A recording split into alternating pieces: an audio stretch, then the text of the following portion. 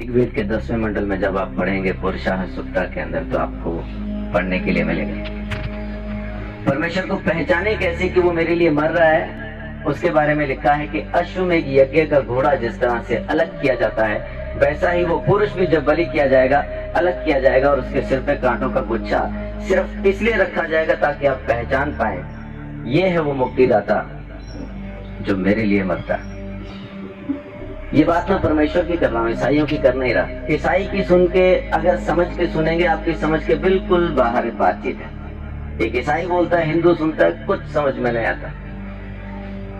लेकिन जब एक पापी बोलता है मैंने उतार पाया, आप भी पा सकते हैं, और परमेश्वर की जरूरत आपको भी है, तो समझ में आने लगता है। तो इसलिए हिंदू मुस्लिम सिख ईसाई की चादर तो पहले उतार के फेंक दे। परमेश्वर चाहिए तो हिंदू को मिलेगा नहीं, किधर भी लिखवा लो।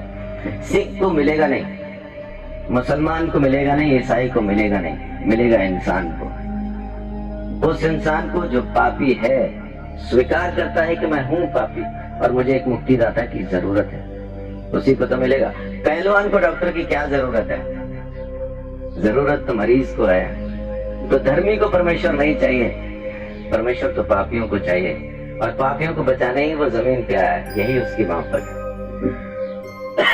तो मैं अपनी बात को यहाँ खत्म करता हूँ कि परमेश्वर प्रेम है। बाइबल के अंदर लिखा है, पहला यूहन्ना की पत्री में 4 अध्याय में लिखा है कि परमेश्वर प्रेम है। उसके प्रेम को समझेंगे तो आप अपने पापों से मुक्ति पा सकेंगे। दोबारा जन्म होना नहीं है आपका। माफ कीजिए, एक चीज ये छोटी सी क्लियर करके मैं अपनी बात को खत्म करूंगा, क्योंकि अपन को शैतान ने एक वहम में डाला हुआ है कि इस जन्म में नहीं तो अगले में मुक्ति हो जाएगी, इसलिए अपन आराम से बैठे। कहने वाले ने कहा था काल करे सो आज कर, आज करे सो अब, पल में प्रलय होगी, बहुरी करेगा कब। लेकिन शैतान ने बोला आज करे सो काल कर, काल करे सो परसों। इतनी जल्दी क्या पड़ी है जब जीना है बस। बच्चे आपका नाम क्या है? ध्रुव। आपके बच्चे कहाँ हैं? अजीब सवाल है। उम्र क्या है आपकी? 9 साल के बच्चे से मैं पूछ रहा हूँ कि आपके बच्चे कहाँ हैं? आम के पेड़ पे जो मई जून में आम लगने हैं, इस वक्त कहाँ हैं? बहुत बहुत शुक्रिया। गुरु जी कहते हैं आम में, उसी पेड़ में वो आम है जो मई जून में दिखाई देंगे। तो ध्रुव के बच्चे कहाँ हैं? ध्रुव में।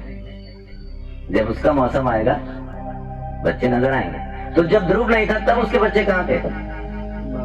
पापा में। और जब पापा नहीं थे तब ध्रुव के बच्चे कहाँ थे? दादा में। जब दादा नहीं थे तो कहाँ थे? तो उनके पिता में, उनके पिता में, उनके पिता में। ऐसा अपन किताब को फोल्ड करते जाए तो उस आदम में पहुंच जाते हैं जिसको परमेश्वर ने बनाया, और उसमें बीज डाल के कहा अब तुम पैदा करो। हर जानवर को, हर प्राणी को, हर चीज को परमेश्वर ने बीज के साथ बनाया और आज्ञा दी अब तुम पैदा करो। तो जब परमेश्वर ने आदम को बनाया, हम आदम में थे।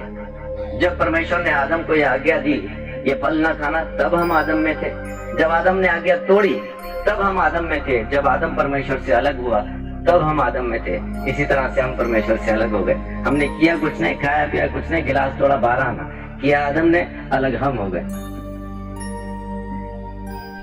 वेदों में लिखा है कि बच्चा पैदा होते ही पाप के हाथ में सौंप दिया जाता, पैदा होते ही पापी हो जाता, कारण उसका बीज पापी है। एड्स जिस माँ बाप को है, बच्चा पैदा करेंगे एड्स की बीमारी के साथ पैदा होना। इस वजह से हम पैदा ही पापी होते हैं, इसलिए हमें मुक्ति की जरूरत है।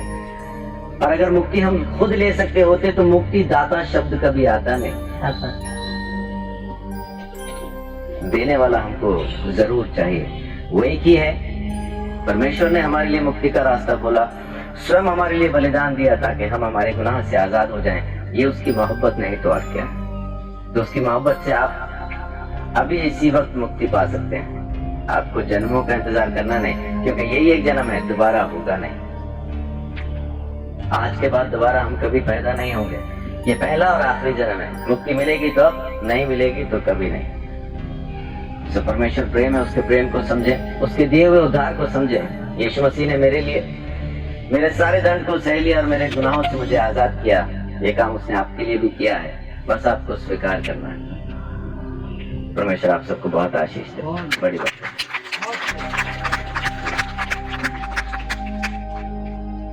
जय मसीह के प्रियो, जैसा कि आपने वीडियो में देखा कि एक मसीह भाई किस तरह से हमारे प्रभु यीशु मसीह के विषय में कितने अच्छे से लोगों को बता रहे हैं कि प्रभु यीशु कौन है और इस पृथ्वी पर क्यों आए। ये एक विराट सर्वधर्म सम्मेलन थी जहां इनको इनवाइट किया गया था, जहां पर इन्होंने अपनी बात को रखा। इनका नाम इवेंजलिस्ट संजीव चौधरी है। परमेश्वर इनको आशीष दे और बढ़ाए अपनी महिमा के लिए, और जब लोग इनको सुने, प्रभु उन सभी के जीवन में काम करे, जिस प्रकार यूहन्ना उसके 8 उसके 32वें वचन में लिखा है, सत्य को जानोगे और सत्य तुम्हें स्वतंत्र करेगा। हालेलुया। आप इस वीडियो को शेयर करें और अपनी राय हमें कमेंट सेक्शन में बता सकते हैं। जय मसीह की। परमेश्वर आपको आशीष दे।